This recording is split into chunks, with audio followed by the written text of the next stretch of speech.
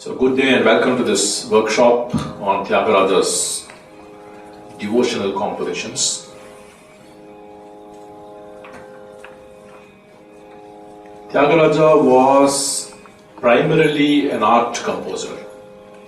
His compositions can be appreciated purely as a combination of melody and rhythm. The melodic innovations or the melodic style and other features in his work have taken Indian music, especially the South Indian Carnatic form, quite a distance. He lived between 1767 and 1847 and was a contemporary of people like Muthuswami Dikshita, Shyama Shastri, as well as in the West, people like Mozart, Beethoven and others.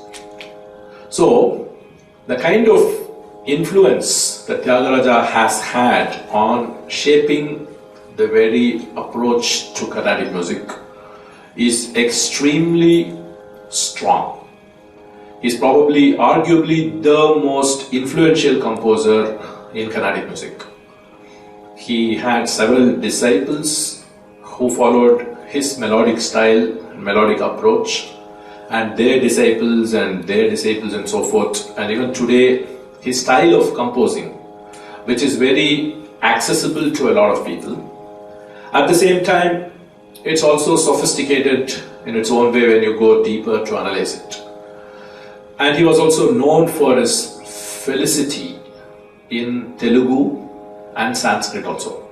The brilliant works of Thyagaraja in Sanskrit are a separate subject in themselves. So, what we are going to today focus on is another facet of this composer. He was also very deeply spiritual, just like several other Western composers and several other Indian composers.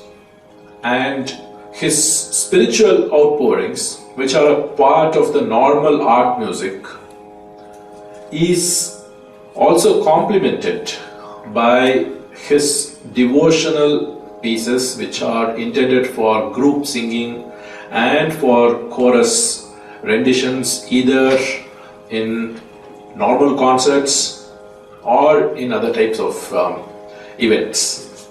So, these compositions, because they are intended for choral kind of singing, many of the tunes, he deliberately made them very, very simple. He made them very easy to approach, very repetitive as well. Many of the tunes will just be probably one or two lines of variations, and then there will be lyrics which will be in the same tune, same melody. So it's very easy for people to learn. Even those who are not professional musicians can easily access these compositions. That's the beauty of this. So he specifically aimed this for that kind of renditions. So this fall into two categories. One is known as Utsava Sampradaya Krithis, and the other is known as Divyanama Sankirtanam. Both of these do not have too much to choose from. One of them has just one line of the refrain, and all other sections are in the same tune. So the Pallavi and the Charanams will be in the same tune in one category of Krithis. Another category of Krithis will have Pallavi in one tune, and there will be one contrasting section like a Charanam which can be in a different tune, and all the other Charanams will follow that tune of the first Charanam. In some compositions, the Pallavi and Anupallavi could be there, and the rest of the Charanams could be a combination of the two. So there are various kinds of small melodic changes in these kind of compositions.